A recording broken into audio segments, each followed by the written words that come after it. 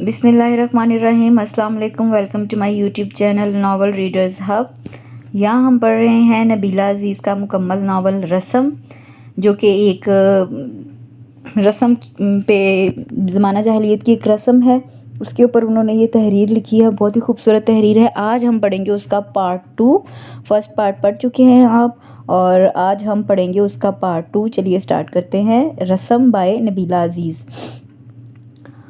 صبح ہوتے ہی وہ شہر کے لیے روانہ ہو گیا تھا۔ وہ زمان گردیزی اس سے دوبارہ بات کرنے کا سوچتے رہ گئے تھے۔ ہارون سے بات کی آپ لوگوں نے، کیا کہتا ہے وہ؟ صبح ناشتے کی میز پر لالا سائیں نے پہلا سوال یہی کیا تھا۔ ہاں کی تھی بات، لیکن وہ ماننے کو تیار نہیں ہے۔ وہ بیٹے کی ضد کو جانتے تھے، تبھی آہستگی سے بولے۔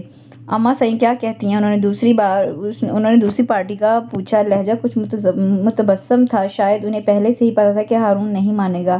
وہ رات سے بہت پریشان ہیں، اپنے آپ کو برا بھلا کہہ رہی ہیں، اپنے مرنے کی دعائیں کر رہی ہیں کہ وہ اپنے مرشد سعید کو کیا منہ دکھائیں گی۔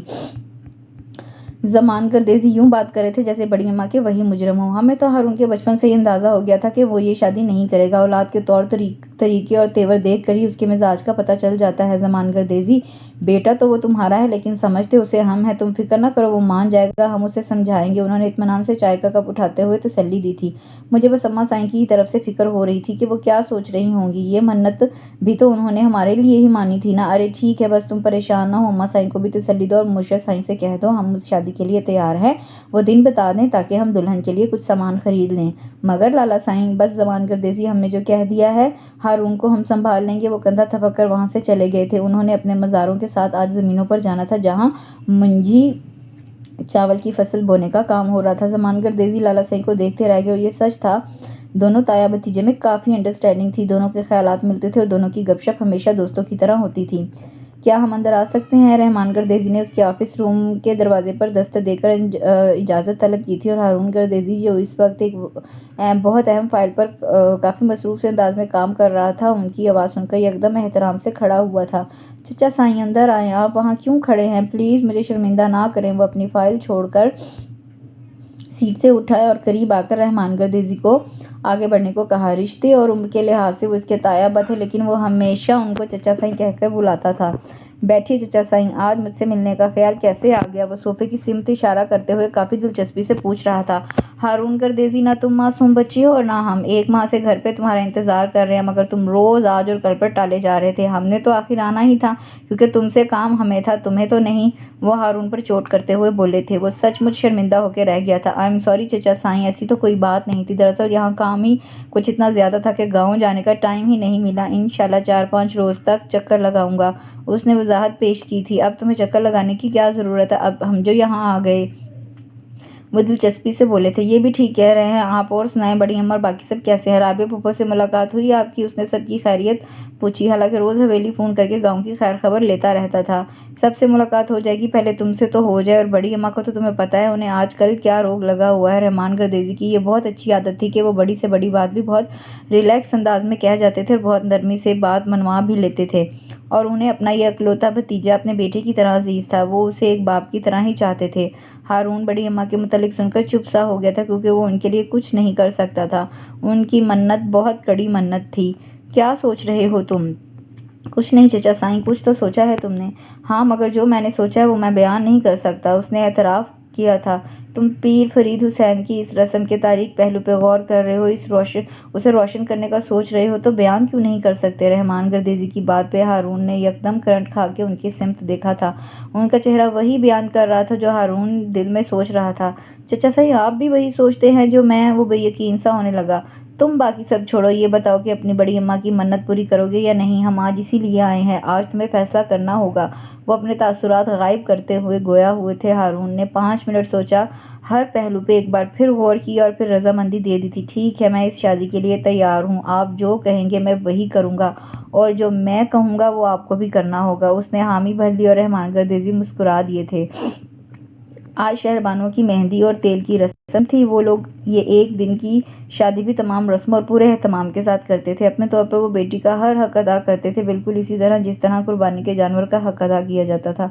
और फिर कुर्बानी के दिन धूमधाम से उसे ज़िबा करके कुर्बान कर दिया जाता था। और आज उस कुर्बानी के लिए शहरबानों को तैयार किया जा रहा था। बस फ़र्क ये था कि वो जानवरों की कुर्बानी होती थी, वो भी अल्लाह की राह में और अल्लाह की रज़ा पे होती थी, जबकि ये इंसानों की कुर्बानी थी, और वो भी सिर्फ बेटियों की, जो बाप और भाई के लिए कुर्बान हो जाती थी। हर नस्ल में एक बेटी इस रस्म की भेंट चढ़ा दी जाती थी। और अब बारी शहरबानों की थी, जो 3 भाइयों से छोटी और इकलौती बहन थी, लेकिन फिर भी उसकी माँ उसे इस रस्म से नहीं बचा सकती थी, क्योंकि सदियों से और कई नस्लों से चली आने वाली ये रस्म तो आखिरकार निभाना ही थी। हालांकि उनका अपनी नाजुक फूलों सी बेटी के लिए बहुत दिल तड़पता था कि वो जीते जी दुनिया से कट के रह जाएगी। यही सोचें और यही दुख आजकल उनको निढाल किए रहता था। वो बहुत चुप सी रहती थी।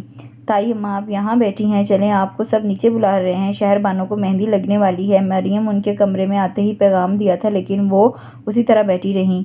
ताई अम्मा, चले ना, सबको देर हो रही है। मरियम ने मजीद कहते हुए उनका हाथ भी पकड़ लिया था, और वो गुमसुम अफसुर्दा सी उठकर उसके साथ आ गई, जहाँ नाजुक गुदाज सुर्ख गुलाबों से शहरबानों जर्द लिबास में अपनी तमाम तर पाकीज़गी और सादगी के साथ चेहरा झुकाए बैठी थी। और तभी उसकी माँ के इंतज़ार में बैठे थे, क्योंकि बेटी को तेल और मेहंदी लगाने का आगाज़ उन्होंने ही करना था। आइए भरजाई, शहरबानों को मेहंदी लगाइए, इतना टाइम हो रहा है। उनकी देवरानी सैयद सिराज हुसैन की बीवी ने उन्हें आगे बढ़ने का कहा, लेकिन उनके दिल पे क्या गुजर रही थी कोई कैसे जान सकता था। उनका बस चलता तो वो ये रस्म हमेशा हमेशा के लिए ख़त्म कर देती, मगर मेरा बस चलता तब ना। उन्होंने आगे बढ़कर खड़े खड़े बेटी को मेहंदी और तेल लगाया और पलटकर वापस चली गईं। बाद में क्या कुछ होता रहा उन्हें कोई खबर नहीं थी। वो सर दर्द का कहकर अपने कमरे में बंद हो गईं। शहरबानू, तुम्हें कोई दुख तो नहीं अंदर से? क्या इस रस्म पे उदास हो? मोमना फूफो की बेटी फरवा ने काफ़ी संजीदगी से सवाल किया था। फरवा बीबी, हमारी शहरबानू तो अल्लाह की गाय है, उसे भला कोई दुख या उदासी क्यों होने लगी? वो सब की खुशी में खुश रहती है। हाँ, दुख या उदासी तो हमें होनी थी, अगर इसकी बजाय हमारा निकाह हो रहा होता, सिर्फ नाम नेहाद निकाह। ज़ोहरा ने जलते हुए तंज किया था। उसे शहरबानों की चुप रहने की आदत पे काफ़ी गुस्सा आता था। वो चाहती थी कि शहरबानों अपने हक में आवाज़ उठाए, वो अनपढ़ गंवार लड़कियों की तरह इस फरसुदा रस्म की भेंट ना चढ़े, मगर शहरबानों इस किस्म की गुस्ताखी या सरकशी की मुर्तकिब नहीं हो सकती थी। उसने कभी भी ज़ोहरा की गुफ्तगू को दिल पे नहीं लिया था। काश ये सदका की रस्म तुम पे आई होती, मरियम ने ज़ोहरा को छेड़ा। कसम से यार, मैं भी यही सोचती हूँ कि काश शहरबानों की जगह मैं होती, फिर सबको बताती कि इंसान को सदका कैसे किया जाता है, अकल ठिकाने लगा देती सबकी। ज़ोहरा ने बेबसी से मुट्ठी भींचकर कहा था, और उसके अंदाज पर सब हंस पड़ी थी, लेकिन शहरबानों अभी भी खामोश बैठी थी। हालांकि उसकी बड़ी फूफो की बेटियां फरवा और इकरा उसके हाथों पर मेहंदी लगाने और मजाक करने में मशगूल थीं, फिर भी उसका ध्यान ना जाने कहाँ से कहाँ पहुंचा हुआ था। फरवा, यहाँ हथेली पर शहरबानों के शौहर का नाम भी लिख दो। ज़ोहरा ने फिर मुदाखलत की। क्या नाम है उनका? फरवा ने पूछा। हारून गर्देजी। शहरबानों ने यकदम फरवा के हाथ से अपनी हथेली खींच ली थी। मुबादा वो सचमुच ये काम उसका नाम ना लिख डाले। हाथ क्यों खींच लिया शहरबानों? उसी का नाम लिखने को कहा है ना, जिसके नाम तुम अपनी पूरी ज़िंदगी लिखने जा रही हो।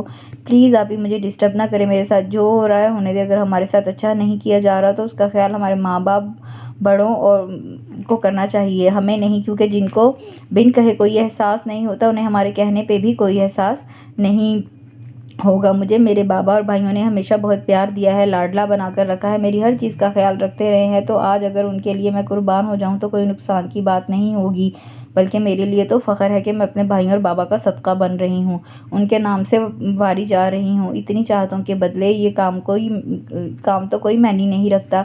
उसने कंधे उचकाते हुए कहा, और ज़ोहरा को समझाना चाहा था, जो हमेशा से ही शहरबानों की बात नहीं समझती थी। और फिर निकाह का दिन भी आ गया। शादी का जोड़ा पूरे एहतमाम के साथ उसकी ससुराल से आया था। बड़ी अम्मा ने बहुओं से कहकर हर चीज़ बहुत शौक और बड़े चाव के साथ खरीदी थी, अपनी तरफ से हर शगन पूरा किया था। राबिया गर्देजी अपने शौहर और बच्चों के साथ शरीक हुई थी। हवेली के सभी अफराद इस रस्म में शामिल होने जा रहे थे। सैयद मेराज हुसैन की तरफ से बहुत से लोग इस शादी में शरीक हुए थे, और सभी लोग इस शादी की नौयत को जानते थे कि ये एक रस्म के तहत हो रही है, इसलिए माहौल भी कुछ रस्मी सा था। हारून ने बस अपने एक जानने वालों को और 2-3 दोस्तों को ही इनवाइट किया हुआ था। मगरिब के बाद उनका निकाह हुआ, फिर खाना वगैरह खाया गया और 1-2 रस्म अदा की गई, तब जाकर रुखसती का वक्त आया। باقی سب تو شہربانو کے گلے لگ کے بہت نارمل سے انداز میں ملی تھی، کیونکہ کل صبح شہربانو نے دوبارہ گھر جو آ جانا تھا، لیکن شہربانو کی ماں بیٹی کو گلے لگا کر بہت شدت سے روئی تھی، کیونکہ صرف انہی کو تو احساس تھا کہ ان کی بیٹی قربان ہو گئی ہے۔ بے شک اس نے کل صحیح سلامت واپس گھر آ جانا تھا، لیکن ساتھ یہ دکھ بھی تھا کہ وہ پوری دنیا سے کٹ جائے گی۔ ہارون کی بڑی اماں نے آگے بڑھ کر ان کو الگ کیا اور بہوؤں کو اشارہ کیا کہ وہ شہربانو کو گاڑی میں بٹھائیں۔ مرشد سائیں، اب ہمیں اجازت دیں۔ بڑی اماں نے احترام سے کہا، البتہ ان کے لہجے میں بے پناہ خوشی تھی کہ انہوں نے اپنی منت پوری کر لی ہے۔ اجازت ہے بڑی اماں، ہماری امانت آپ کے حوالے ہے۔ سید معراج بھی جواباً کافی ادب سے بولے تھے، اور ان کی بات پر ہارون نہ جانے کیوں نظر پھیر کر دوسری سمت دیکھنے لگا، جہاں اس وقت تمام سیدزادیاں کھڑی اپنی لاڈلی صاحبزادی کی رخصتی کا منظر دیکھ رہی تھیں۔ زہرہ، مریم، فروہ اور سکینہ وغیرہ نے ہارون گردیزی کو دیکھتے ہی اس کی شاندار پرسنالٹی کو خوب سراہا تھا۔ بلیک 3 پیس سوٹ میں ملبوس اپنے چچا سائی کے ہمراہ کھڑا وہ اس وقت نہ جانے کیا بات کر رہا تھا۔ وہ سبھی اسے دیکھتی رہ گئیں، یہاں تک کہ ماں جی نے بھی اپنے داماد کو دل ہی دل میں بے حد سراہا تھا، مگر کیا فائدہ اس سب کا؟ تھوڑی دیر بعد وہ اپنی بلیک مرسیڈیز میں بیٹھا اور دلہن کے ساتھ روانہ ہو گیا تھا۔ ہارون، یہ کہاں جا رہے ہو تم؟ وہ اپنے کوٹ کے بٹن کھول کر اسے بازو پر ڈالتا سیڑھیاں چڑھ رہا تھا، جب زینی آپا کی آواز نے اچانک اس کے قدم روک دیے تھے۔ اس نے سیڑھیوں پر کھڑے کھڑے گردن موڑ کر ڈرائنگ روم کے وسط میں کھڑی زینی آپا کو دیکھا، تعجب بھری نظروں سے اسے دیکھا تھا۔ اپنے بیڈ روم میں، اور کہاں؟ اس نے کافی لاپرواہی سے جواب دیا۔ کیا بیڈ روم میں؟ مگر تم بھلا بیڈ روم میں کیسے جا سکتے ہو؟ وہاں تو… وہ کہتے کہتے یکدم خاموش سی ہو گئیں۔ گھبراہٹ ان کے پورے چہرے پر جھلکنے لگی تھی، کیونکہ انہیں احساس ہو چکا تھا کہ وہ شہربانو کو ہارون کے بیڈ روم میں بٹھا کر کتنی بڑی اور کتنی سنگین غلطی کر چکی ہیں۔ وہاں کون ہے؟ وہ جان بوجھ کر انجان بنا تھا۔ وہ شہربانو، زینی آپا کو کچھ سمجھ نہیں آ رہا تھا کہ وہ ہارون کو کیسے ہینڈل کریں۔ کون شہربانو؟ اس نے پھر سوال کیا تھا۔ وہ جس کے ساتھ آج تمہاری شادی ہوئی ہے۔ زینی آپا کو مجبوراً ہی کہنا پڑا، کیونکہ وہ کوئی جواب بھی تو نہیں تھا، اور انہیں کیا پتا تھا کہ وہ جان بوجھ کر انجان بن رہا ہے۔ جس کے ساتھ آج میری شادی ہوئی ہے، پھر وہ تو میری بیوی ہوئی نا، میری منقوہہ۔ اس لحاظ سے میرا اپنے بیڈ روم میں جانا کوئی غلط بات تو نہیں ہے۔ آپ کیوں اتنی پریشان ہو رہی ہیں؟ وہ پلٹ کر سیڑھیاں اتر آیا۔ لیکن ہارون، تم نہیں جا سکتے، اس کا اختیار نہیں ہے۔ عجیب بات ہے زینی آپا، گھر میرا ہے، بیڈ روم میرا، بیوی میری ہے، اور مجھے یہ اختیار نہیں ہے؟ یہ بھلا کس کتاب میں لکھا ہے؟ اسے کافی خفگی اور حیرانی کا اظہار کیا تھا۔ ہارون، تم جانتے تو ہو یہ شادی ایک رسم ادا کرنے کے لیے ہوئی ہے، یہ ویسا رشتہ نہیں ہے جیسا تم سمجھ رہے ہو۔ تمہارا شہربانو پہ کوئی حق نہیں ہے، وہ اپنے باپ دادا کی رسم کے مطابق صدقہ کی گئی ہے۔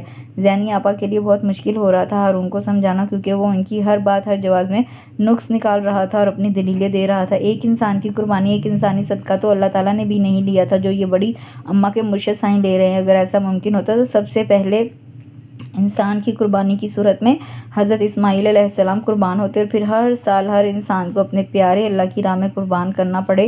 کچھ سوچئے زینی آپا، پیر فرید حسین کے خاندان میں یہ رسم نہیں، ظلم ہو رہا ہے، اور میں یہ ظلم نہیں ہونے دوں گا۔ میں نے یہ شادی اس لیے کی ہے کہ ان کی اس رسم کو مٹایا جا سکے۔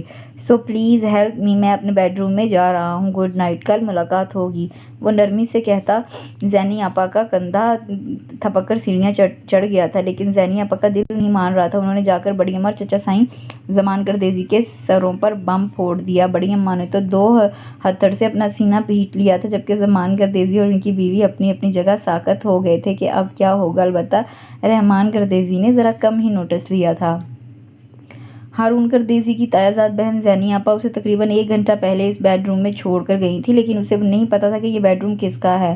اسی لیے اس بیڈ روم کو تھوڑی دیر کے لیے اپنی آرام گاہ سمجھ کر دن بھر کی اکڑی ہوئی کمر کو ریلیکس کرنے کی غرض سے ذرا سی نیند دراز ہو گئی تھی، اور زینی آپا کا انتظار کرنے لگی، جو اسے تھوڑی دیر بعد آنے کا کہہ کر گئی تھیں۔ لیکن پھر آدھا گھنٹہ گزرنے کے بعد بھی وہ نہیں آئی۔ اب شہربانو کو اپنے بناؤ سنگار سے کوفت ہونے لگی تھی، تبھی وہ زینی آپا کا انتظار کرتے کرتے بیڈ سے اٹھ کھڑی ہوئی تھی۔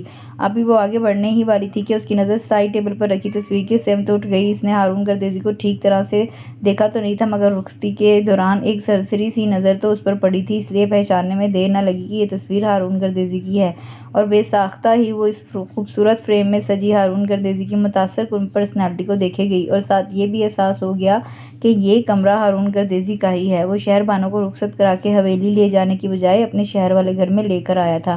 البتہ حویلی جانے کے لیے اس کے کیا ارادے تھے ابھی کچھ پتا نہیں تھا۔ شہربانو نے کھڑے کھڑے پورے کمرے کا جائزہ لے ڈالا۔ اس دوران وہ چلتی ہوئی کمرے کے بیچوں بیچ جا کھڑی ہوئی تھی کہ اچانک ہلکی سی دستک کے ساتھ دروازہ بھی کھل گیا تھا۔ آنے والے کے قدموں کی آہٹ ابھری تھی۔ शहरबानो ने घबरा कर रुख मोड़ लिया था क्योंकि वो जान चुकी थी कि अंदर आने वाला मर्द है, औरत नहीं। तकरीबन 3 या 4 सेकंड के वक्फे के बाद दरवाज़ा दोबारा बंद हो गया था। अस्सलामुअलैकुम। हारून ने अपना कोट बेड पर डालते हुए अपनी नई नवेली अजनबी दुल्हन को सलाम किया जो उसकी सिमत पुश्त किए खड़ी थी। आप कौन? वो घबराई हुई बोली। जिससे आपकी सारी ज़िंदगी मंसूब हो चुकी है, वो सुकून से कहता अपनी घड़ी उतारकर साइड टेबल पर रख रहा था। मगर आप यहाँ क्यों आए हैं? बेशक शहरबानो बहुत नाजुक और खामोश तबा थी, मगर ऐसी हरकत बर्दाश्त नहीं कर सकती थी। ज़रा तुर्शी से बोली थी, अगर यही सवाल मैं आपसे करूँ तो? उसने अपना वॉलेट और मोबाइल निकाल कर वो भी साइड टेबल पर डाल दिए थे। शहरबानो उसके सवाल पर ठटक गई थी, लेकिन फिर फ़ौरन ही संभल गई। उसे अपना दिफा करना था। मैं यहाँ मेहमान हूँ, मजबूती से बोली। हालांकि मैं आपको मालिक समझ रहा हूँ क्योंकि ये घर आपका है, ये कमरा आपका है और सबसे बड़ी बात कि मैं भी आपका हूँ। फिर आप मेहमान कैसे हो गई? वो दिलचस्पी से कहता ऐन उसके सामने आ खड़ा हुआ था। जहाँ शहरबानो का रंग फक हुआ था, वहीं हारून गर्देजी की निगाहें भी ऐसी दिलकशी पर अपनी ज़ात भुला बैठी थी। कितने ही लम्हे हारून की नज़रों के नज़र हो गए थे, लेकिन शहरबानो की बदहवासी ने यकदम उसकी ये सहज़दा सी कैफियत खाक में मिला डाली थी। वो तेज़ी से पलट कर दरवाजे की सिमत लिपकी थी और इसी तेज़ी से हैंड घुमाकर लॉक खोलने की नाकाम कोशिश की थी, क्योंकि वो लॉक के साथ साथ बोल्ट भी चढ़ा आया था। ये भागने दौड़ने से बेहतर है कि आप एक बार आराम से बैठकर मेरी बात सुन लें, हारून ने करीब आते हुए कहा। शहरबानो डरी सहमी खड़ी थी। उसके करीब आने से थोड़ी और दूर हट गई। मैं आपकी को नहीं सुनना चाहती। आप यहाँ से चले जाएं या मुझे जाने दें। शहरबानो ने बहुत सी हिम्मत मुजतमा करते हुए जवाब दिया था, वरना तो उसके हाथ पैर कांप रहे थे। पूरा जिस्म ठंडा पड़ चुका था और दूधिया पेशानी पर पसीने के कतरे नमूदार होने लगे थे। दिल में धड़कनें इसी तरह धड़ाधड़ रही थी जैसे कोई दरवाजे पर दस्तक दे रहा हो, और ये दस्तक ज़रा फासले पर खड़े हारून गर्देजी को भी बआसानी महसूस हो रही थी। आप मेरी बात नहीं सुनना चाहती तो कोई बात नहीं, लेकिन यहाँ से चले जाने का सवाल ही पैदा नहीं होता, क्योंकि हम दोनों ने अब यहाँ ही रहना है, आज भी, कल भी और आइंदा सारी ज़िंदगी भी। और इसलिए कि मैं आपको एक दिन के लिए नहीं, अपनी पूरी ज़िंदगी के लिए अपना हमसफ़र बनाकर लाया हूँ। अब मैं अच्छा हूँ या बुरा हूँ, आप मुझे छोड़कर कहीं नहीं जा सकती, और आप अच्छी हैं या बुरी हैं, मैं भी आपको छोड़कर कहीं नहीं जाऊँगा। बेशक मैं आपको जानता नहीं था, मैंने आपको देखा नहीं था, ना ही आपको चाहता, लेकिन मुझे उम्मीद है कि मैं आपको जानने लगा, देखने लगा तो फिर चाहने भी लगूंगा। बहुत जल्द मुझे आपसे मोहब्बत भी हो जाएगी, क्योंकि मोहब्बत के आसार तो मुझे अभी से नज़र आने लगे हैं। मेरा दिल मोहब्बत पे माइल सा लग रहा है। वो हल्की सी मुस्कुराहट के साथ बड़ी दिलकशी से कहता अपने पूरे इस्तेहकाक से शहरबानो का हाथ पकड़कर उसे अपने करीब कर चुका था। हारून गर्देजी की कुर्बत की तपिश से शहरबानो का जिस्म ही नहीं, रूह भी जल उठी थी। वो अपने मजबूत बाजुओं के हल्के में ले कर बेड तक आया। प्लीज़ हारून। हारून ने से ही उसकी चूड़ियाँ उतारी, वो जैसे होश में आ गई थी। ज्वेलरी तो आपने उतारनी ही है अभी या थोड़ी देर बाद, उसने बेनियाजी से कहा। आप मेरी इजाज़त और मेरी मर्ज़ी के बगैर कुछ नहीं कर सकते हो। यकदम अपना हाथ छुड़ाकर दूर हट गई। मैं बहुत चाहता था कि आपके साथ कोई ज़ोर ज़बरदस्ती ना करूं, लेकिन मुझे लगता है कि आज ज़बरदस्ती किए बगैर गुजारा नहीं होगा, क्योंकि आप मेरे हक़ में नज़र नहीं आ रही। वो बेड से खड़ा हो गया था। आप मेरे साथ कोई ज़बरदस्ती नहीं कर सकते, क्योंकि मेरा आपसे हमेशा का रिश्ता नहीं है, वो सख्ती से बोली। उसने बड़ी हिम्मत से अपने आप को संभाला था। ओके, फ़र्ज़ कर लेते हैं कि हमारा रिश्ता हमेशा का नहीं, लेकिन एक रात का के लिए तो है ना। उसने शहरबानो का चेहरा ऊंचा करते उसकी आंखों में देखकर काफ़ी ज़ौमानी लहजे में कहा था। लेकिन मैं आपके साथ नहीं। शहरबानो ने कुछ कहने के लिए लब खोली थे कि हारून ने उसके होंठों पर हाथ रखकर खामोश करवा दिया। देखिए मोहतरमा शहरबानो, मैं इस वक्त आपकी सब बातें सुन रहा हूँ और समझ भी रहा हूँ। मुझे आपकी कैफियत का अंदाज़ा बखूबी हो रहा है, लेकिन इसके बावजूद मैं आपको एक बात समझा देना चाहता हूँ कि मैं कभी किसी की हक़ तलफ़ी नहीं करता और ना ही अपना हक़ तलफ़ होने देता हूँ। लिहाजा आप ये भूल जाएं कि मैं आपको पराई अमानत, किसी का सदका या फिर शजरे ममनुआ समझकर छोड़ दूँगा। आप पर मेरा पूरा हक़ है और मैं अपना हर हक़ वसूल करूँगा, चाहे ज़बरदस्ती करना पड़े, चाहे आपकी रज़ा से, क्योंकि आप हर तरह से मुझ पर हलाल हो चुकी हैं। वो बहुत ही नपे तुले अल्फाज में शहरबानो को बहुत कुछ बावर करवा चुका था। वो अपनी जगह पे जूं की तूं खड़ी रह गई। वो उसके होंठों से हाथ उठाकर कपड़े चेंज करने चला गया था। वापस आया तो वो अभी तक वहीं की वहीं थी। उसने ज़ीरो पावर का बल्ब जलाकर बेडरूम की तमाम लाइट्स ऑफ कर डाली थी और शहरबानो का हाथ थाम कर अपने पास ले आया था। आई एम सॉरी शहरबानो, मैं इस तरह कुछ भी नहीं करना चाहता था, लेकिन जिस तरह एक परिंदे को अपने पास रखने के लिए उसके पर काटना ज़रूरी होता है, उसी तरह तुम्हें अपने साथ रखने के लिए मैं کے لیے بھی یہ سب بہت ضروری ہے۔ میں تمہیں سرتاپا اپنی ذات اپنی زندگی میں شامل کرنا چاہتا ہوں تاکہ تمہاری واپسی کے سارے راستے بند ہو جائیں۔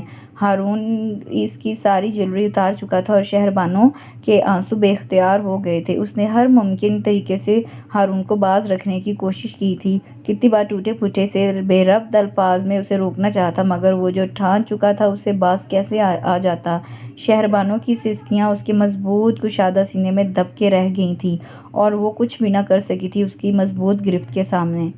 وہ تو اپنی من مانی کر چکا تھا لیکن صبح پوری حویلی میں جیسے صف ماتم بچھی ہوئی تھی۔ بڑی اماں کا بی پی ہائی ہو چکا تھا، زمان گردیزی غصے کی حالت میں تھے جبکہ اماں سائیں زینی آپا، رابی پھوپھر، تائیمہ چپ چپ اور خفا خفا سی دکھائی دے رہی تھیں۔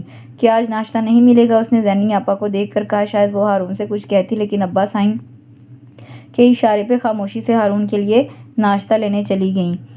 کیسی طبیعت ہے صاحبزادے؟ رحمان گردیزی نے اخبار پھیلاتے ہوئے سنجیدگی سے سوال کیا تھا۔ آپ کی دعائیں ہیں چچا سائیں، وہ کرسی گھسیٹ کر ان کے مقابل بیٹھ گیا تھا۔ اور ہماری بہو کیسی ہے؟ بہت اچھی ہے، اس نے شرارت بھرے انداز میں کہہ کر اپنی مسکراہٹ روکنے کی کوشش کی لیکن چچا سائیں اس کی یہ شرارت پہ سرشاری بھانپ چکے تھے۔ اب کیا ارادہ ہے؟ میں اسے زینی آپا اور تائیمہ کے ساتھ گاؤں بھیج رہا ہوں۔ زینی آپا ناشتہ رکھ کے گئیں تو اس نے اپنی بات شروع کی۔ اور تم خود؟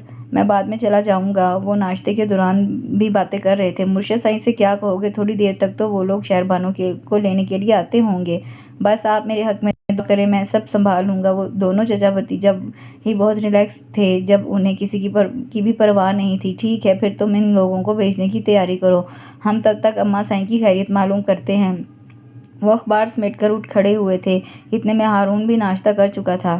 زینی آپا! اس نے ڈرائنگ روم کی سمت جاتے ہی زینی آپا کو آواز دی جو عمر میں ہارون سے پورا 1 سال چھوٹی تھیں، لیکن ہارون اور باقی کزنز ان کے سگڑاپے، بردباری اور مزاج کی وجہ سے انہیں زینی آپا کہتے تھے، ورنہ کزنز میں سب سے بڑا ہارون ہی تھا۔ جی فرمائیے، وہ خفگی کا اظہار کر رہی تھیں۔ اگر آپ کو زحمت نہ ہو تو محترمہ شہربانو کو بھی ناشتہ کروا دیجیے کیونکہ میرے خیال میں انہوں نے رات سے کچھ نہیں کھایا۔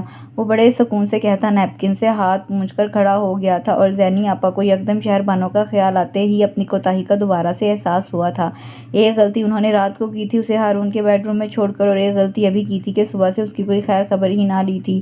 ہارون سے خفگی کا اظہار کرتے کرتے وہ شہربانو کو ہی بھول بیٹھی تھی جو اس گھر میں بالکل انجان تھی، ناسمجھ اور اکیلی تھیں۔